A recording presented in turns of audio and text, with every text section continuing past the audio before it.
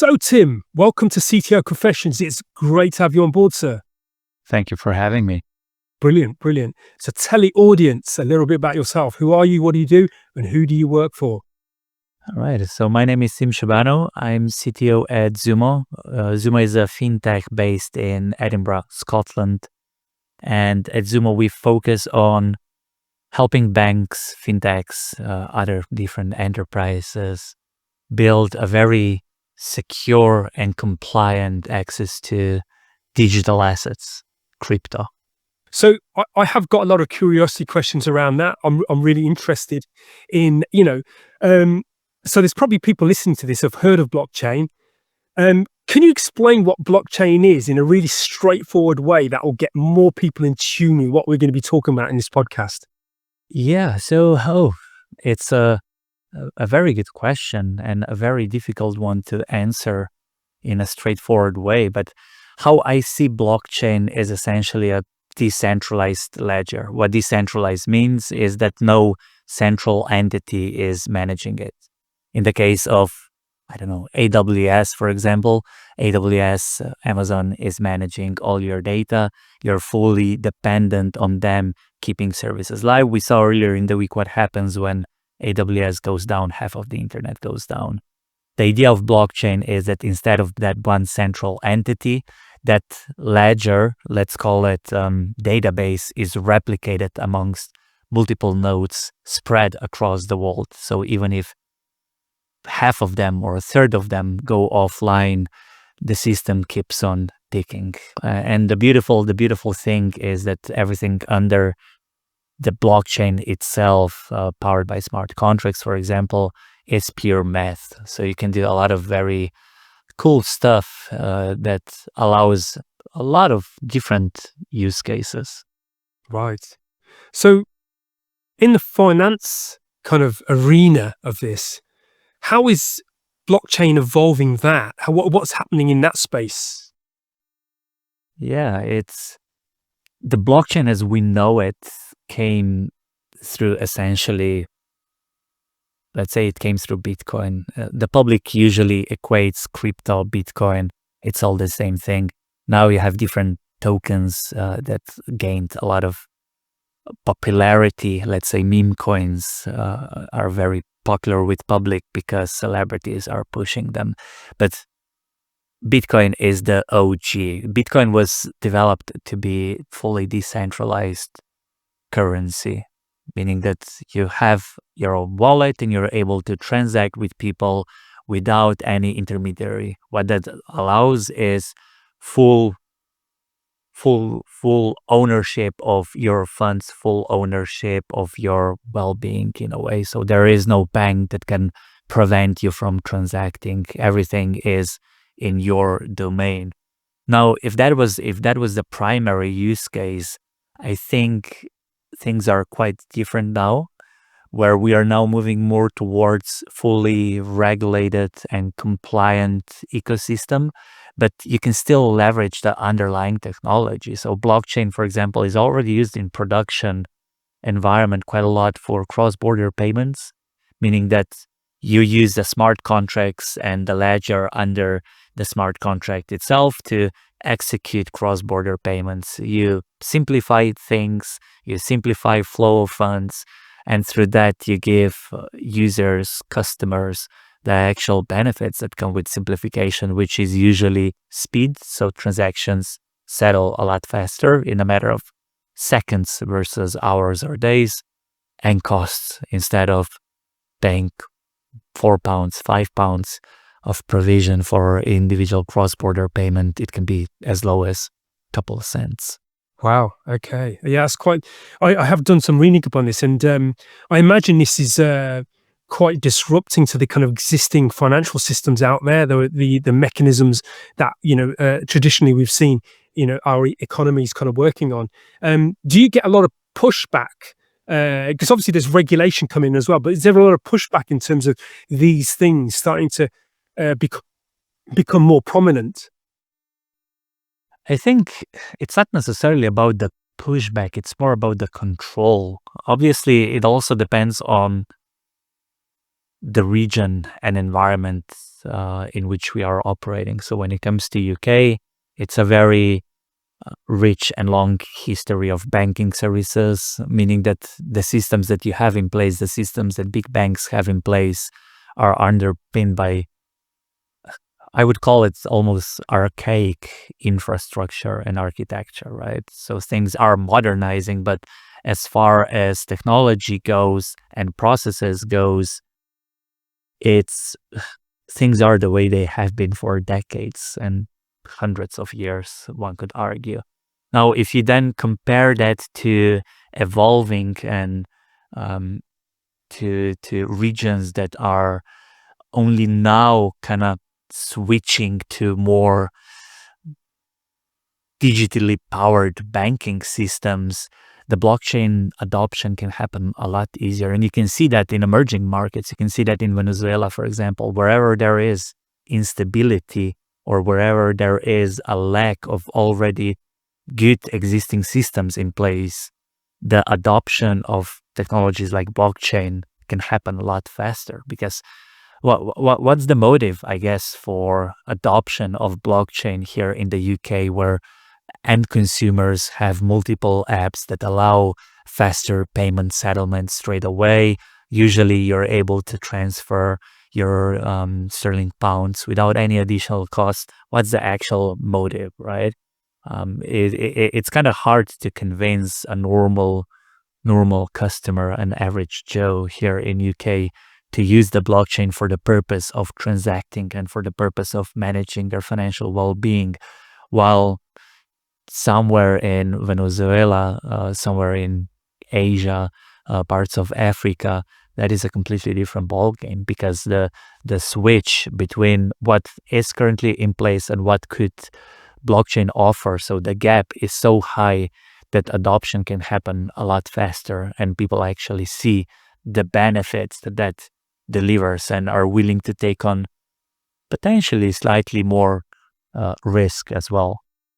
So regulation then. So where does regulation, because this is a distributed system, so no one owns it.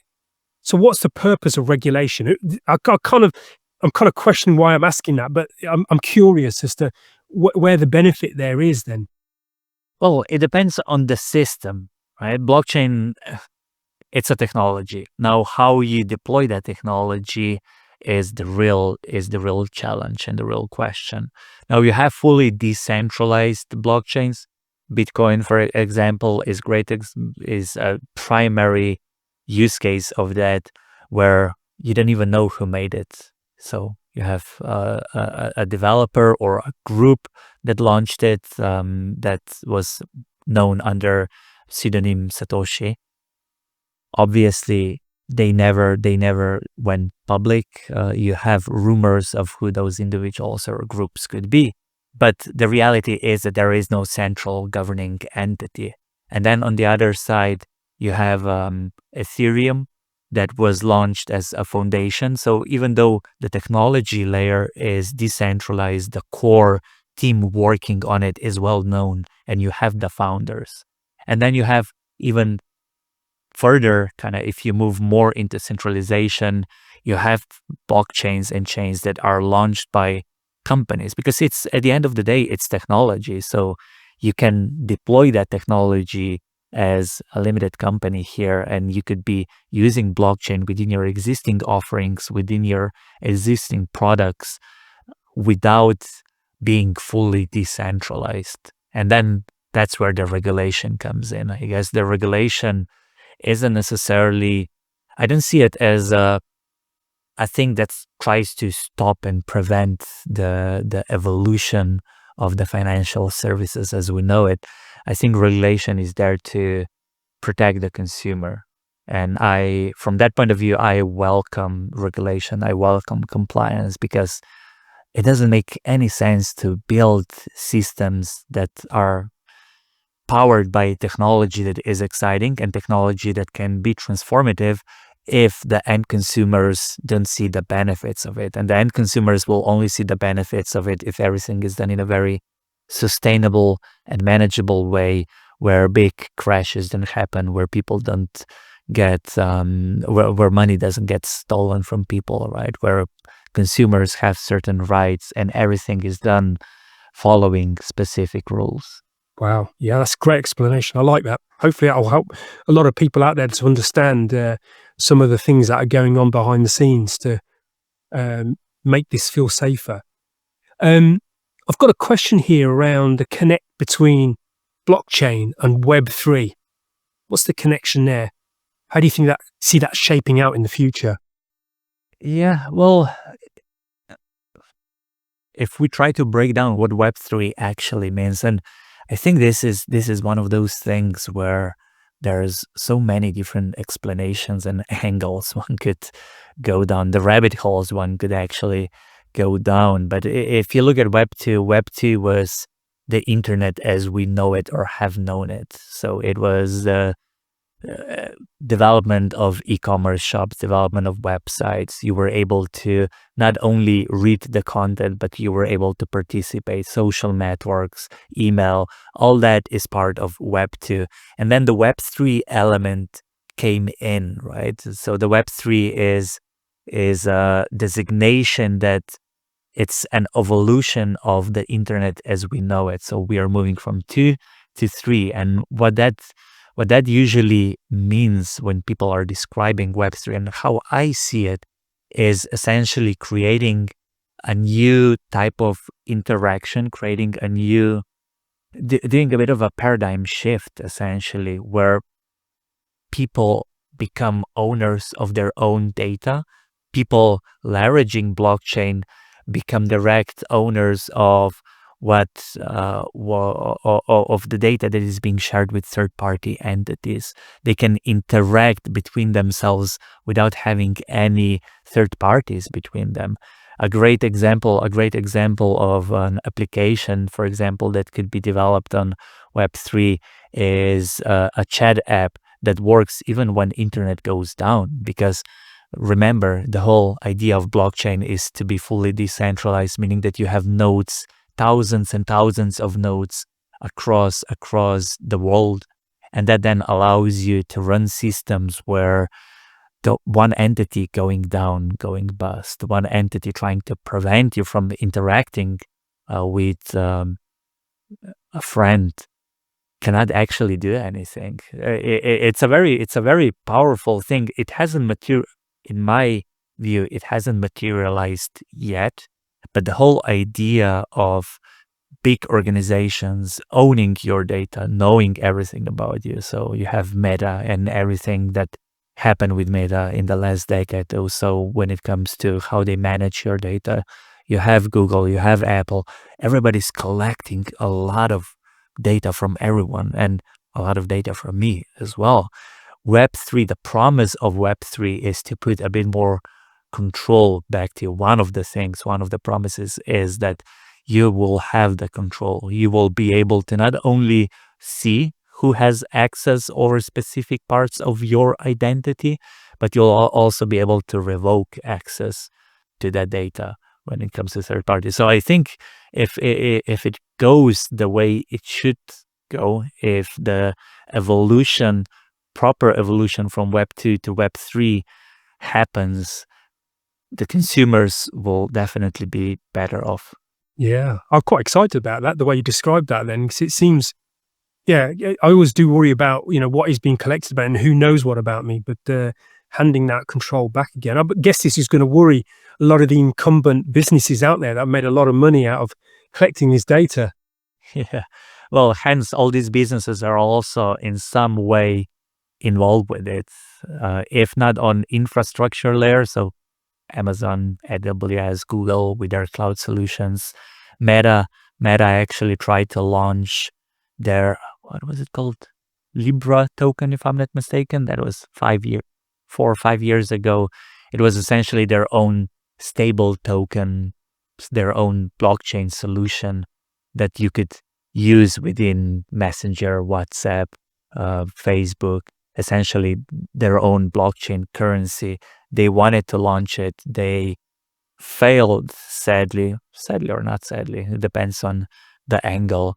But I think it's a thing that will just need everyone to evolve their business to a point where you're not leveraging data. You're not inherently leveraging users' data for profiteering anymore. I don't know what the evolution of their businesses will be, but my guess is that they'll find a way where they can monetize parts of their infrastructure, where they can still support you, where they can still be an interaction layer between you and other users. But I don't know what that future will look like. It's quite exciting because it could change the way we see the world in a way, and it could change the dynamics of IT sphere quite a lot. But we're not there yet. 5-10 years, I think. In 5-10 years, I think we'll see those shifts start to happen. Right, fantastic. So, still on the topic of blockchains, it is a fascinating conversation. I'm learning something as well. What's the thing that you think most people often misunderstand about blockchains and this technology? I think it's perception. Perception is always a problem when it comes to something that has the hype that blockchain crypto had. It's perception that crypto isn't just Bitcoin and that the blockchain isn't crypto in a way. You have actors, you have politicians making their own tokens, creating essentially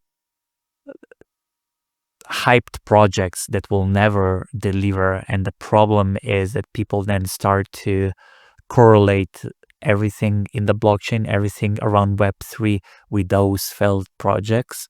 I think the reality is that the system is so complex that me trying to explain it to my friends, that's a very good example. For example, I have friends that are not in IT, that believe that Bitcoin is a Ponzi scheme.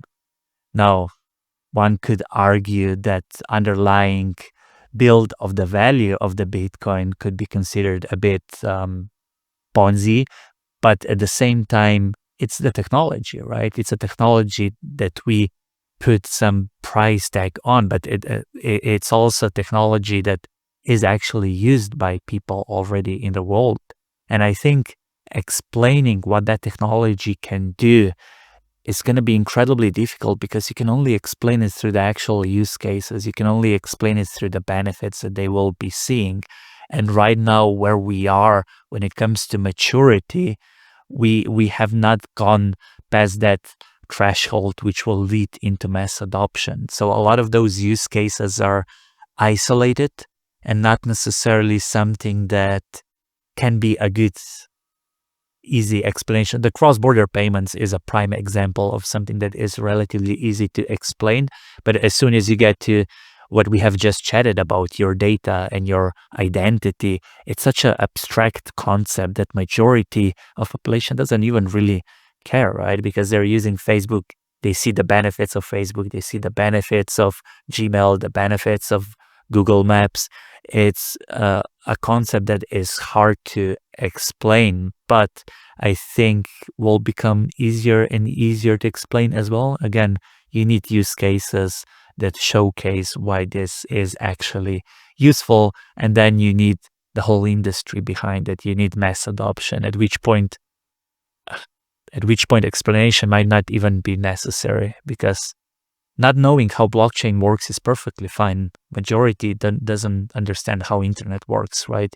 They're using it every day. I think that's where we want to be, where apps, where websites, where users are leveraging the benefits of the blockchain without actually knowing that they're using blockchain. Yeah. So, question to that then is that if you had a crystal ball and you looked into the future, what do you see as the tipping points where the adoption does start to have its own life and creates its own momentum? I don't think the tipping point will be very prominent and very visible. I think it's already happening. I think the mass adoption will happen through regulation and compliance. And looking at how UK, for example, is dealing with it, we are on the way. If you think about where we were 5-6 years ago, FCA, Financial Conduct Authority, that is responsible for managing everything when it comes to financial sector here in the UK. The blockchain was, and Web3, crypto, everything was very much a gray zone. So there were no rules, nothing was defined, there was no clear guidance. It was more of a try not to do anything too outrageous, otherwise you will get a slap on the wrist.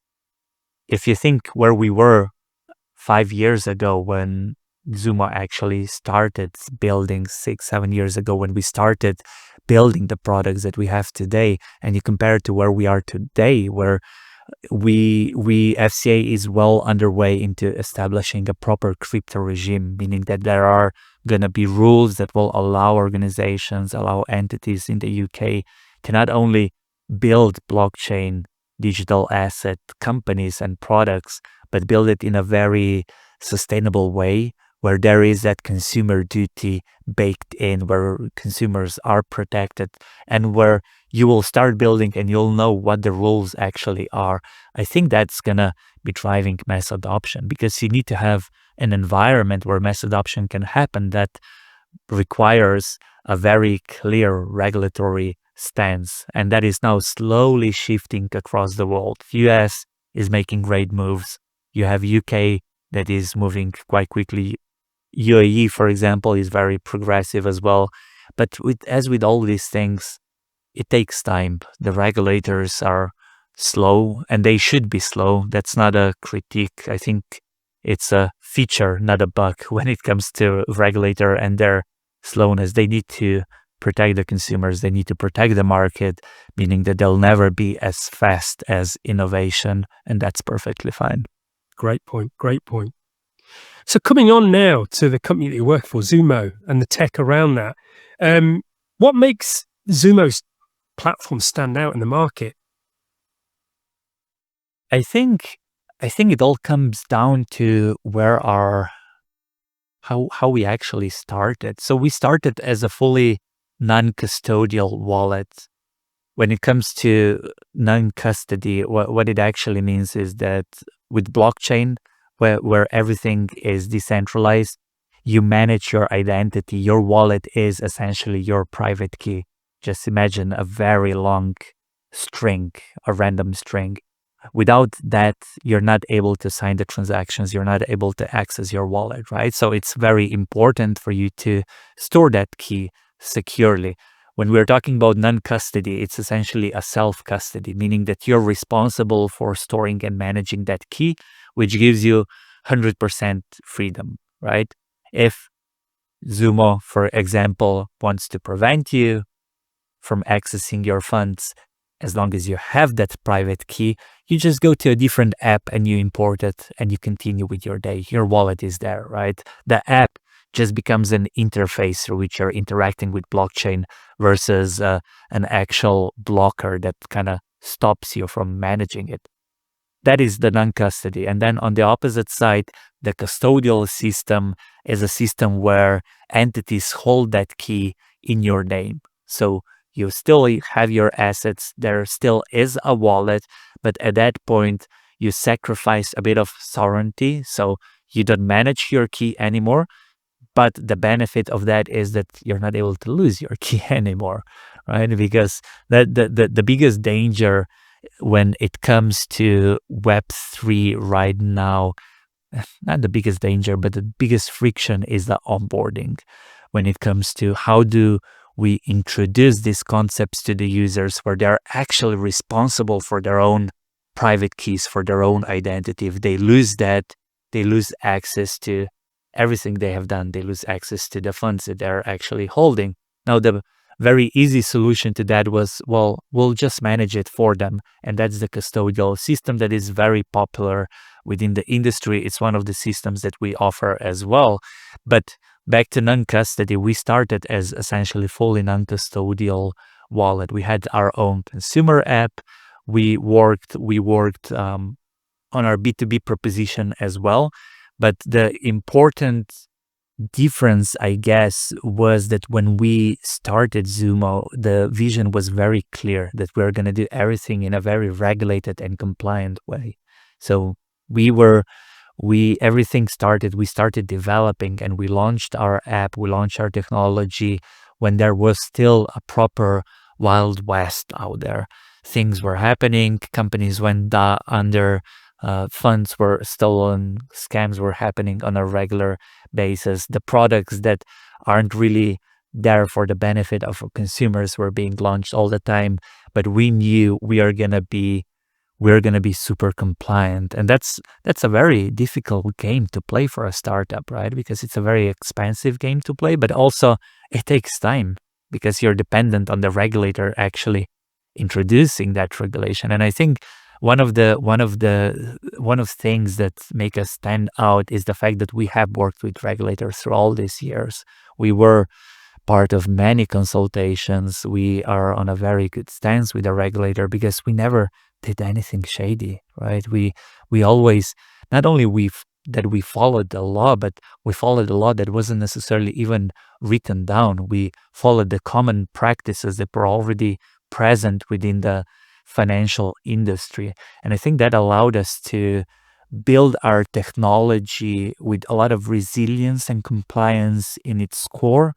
And that kind of now means that we are able to, we have such an understanding of the market, of the regulator, of the technology, that we're able to offer solutions that go beyond just technology. So it's not just pure tech game for us, it's tech, compliance, regulation. We're able to offer a full package. Brilliant. Love it. And is there a feedback loop to the regulators from your experience? Because I love the fact that the company Zumo was within integrity. It had some principles. It kind of had that baked in. So is there a feedback loop to the regulators to see what needs to be put in place? Is there a conversation there? Yeah, throughout all these years, there were quite active conversations, and I must say FCA was quite proactive as well when it comes to hearing wider industry. There were consultations, they kept an open mind, they did a bit of a couple of things were implemented in a way that maybe industry didn't necessarily love, but it was definitely done with the industry to a point where there was an acknowledgement that they don't know what they don't know, and they leverage industry to learn that. Right. Yeah. That sounds good. I've also read up that Zumo is very on the case when it comes to net zero. Tell us more about that. Yeah, it's one of those things that it's kind of hard to pinpoint when we actually tackled it. Well, actually, that's not true.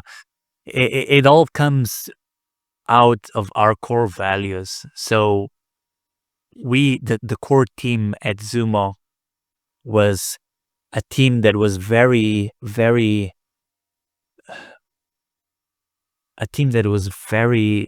not only proactive when it comes to technology and development, right? So we knew that we want to build things. We had certain vision, but we were all also very conscious that we as individuals have our own values, and we wanted to translate those values into common Zumo values. Now, one of those values was do good for people and the planet.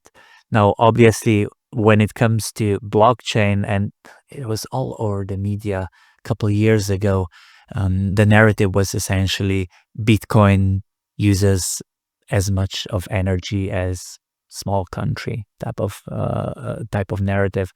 Now, obviously, there's a lot of caveats there, and you could have full-on arguments that traditional banking systems use a lot of energy as well, because not only you have servers that are running things, you have offices, you have thousands and thousands of people that commute to those offices, so the system can keep on working. But we didn't want to be part of that narrative. We wanted to be part of the solution. So we recognize the fact that yes, that is correct. There is significant energy consumption when it comes to digital assets, and there is something we need to do about it. There is something that we want to do, because if we are talking about mass adoption, the problem, now how big and how small it is, but there is a problem, and that problem will become bigger as we go through the mass adoption, as adoption grows. So we quite quickly identified that that is an issue, at which point we started exploring what the potential solutions could be. And we've done it in a very transparent way. It's one of our core values as well, where we understood that we don't know everything, that we are not experts when it comes to sustainability. We did have people that had very good sustainability backgrounds and were experts in specific parts of sustainability, not necessarily in crypto. And we started interacting with the industry. We started interacting with people that were critiquing the system, people that were building tools to calculate the actual carbon footprint of blockchain. We wrote series of white papers on how we see things. We organized round tables to invite the critique, to invite constructive collaboration. And at the end, we've gotten to a point where we were able to prep a model that allowed us to actually calculate energy consumption. At that point, it was for Bitcoin, energy consumption of the Bitcoin. Now, once we had that energy consumption calculated, we were able to actually think of how do we now offset it? How do we make it good? How can we become a bit more proactive? We done that through procurement of renewable energy certificates. So it's a whole rabbit hole. And I guess we won't go down that rabbit hole just now, but it's quite an interesting industry in itself. It's an industry that could leverage blockchain to solve some problems that they have. But we've developed a system that we then package in a separate product. We call it Oxygen, and it's a system that allows other enterprises to, through plug and play APIs and dashboards, essentially calculate what is the environmental impact of the solutions, of digital asset solutions, of crypto solutions that they're offering to their consumers. And then we also help them mitigate that impact through procurement of renewable energy certificates, carbon credits. It all depends on what the strategy of the individual enterprise is. But it's something that is quite important to us. It's something that is a very long-term game for us as well. It's only now becoming more and more of a reality as, again, regulators are pushing companies that are using specific assets, that are using specific parts of technology to think about the environment. And we want to provide solutions to actually solve that issue for those organizations. But I wouldn't necessarily call it a core offering that was developed from the get-go. It was more of a side effect of problem we saw and solution we created for it. Yeah, well, kudos to everyone involved in that and the decision to go down that road, because it always warms my heart when you see companies moving in the direction to do something good, do what's right. So absolutely brilliant. I love it. So as we come towards the closing arc of our time together, Tim, I've got some nice warm questions for you. So in your journey to tech leadership and the position that you're in here, what's been instrumental in your growth? Are there any books? Are there any people, any leaders that have inspired you? And who were they and what were they? I always learn by doing. I was good at school, but I wasn't good at studying, because studying to me personally is reading for the sake of reading is not necessarily something that inspires me, and it's not something that drives me. Now, a lot of my own leadership skills was just learned through experimentation and doing the things that I want to do. But one cannot, you shouldn't skip the books. You shouldn't skip the theory. The theory is there because somebody at specific point thought it actually makes sense, right? The books, especially when it comes to leadership, the books that talk about products, how products can be managed, how technology can be managed, are incredible from the point of view of not necessarily following them by the letter, but using them as an inspiration. Finding use cases, finding different quotes is what I usually do. Now, when it comes to my leadership style and books that influenced that. Radical Candor by Kim Scott is definitely one of those things. Me as a leader, because my background is in software engineering, so building products was always quite easy. For me, the challenging side was managing and building teams, especially managing and challenging high performing, trust based teams. And The Radical Candor is an amazing book. It talks about how to kind of balance care and challenge, talks about empathy, but at the same time, how not to compromise. And that was a book, and learnings from that book were definitely a foundation for not only for my feedback, but also for my communication style. The learnings from there allowed me to build teams that are based on trust. It allowed me to make sure that the team is aligned without any fear or confusion. So that one, if you haven't read it, I would definitely recommend. And then Blue Ocean Strategy from product side of things. I think it has multiple authors, but it just helped me reframe a bit how I think about innovation and competition. I think it's super important for any technologist to also be aware of wider market, to have certain element of product thinking. One could argue that the role of a CTO, of a traditional CTO, is going to get wiped in the next years if it's not already. The roles are emerging. The emergence of chief product and technology officer type of roles. I think that's something that we will be observing moving forward. And for every technologist to learn more about product strategy, how to foster innovation, how the market dynamics are actually created, how you can create your own value space. I think that's super important. And that's definitely a one that I would recommend to everyone as well.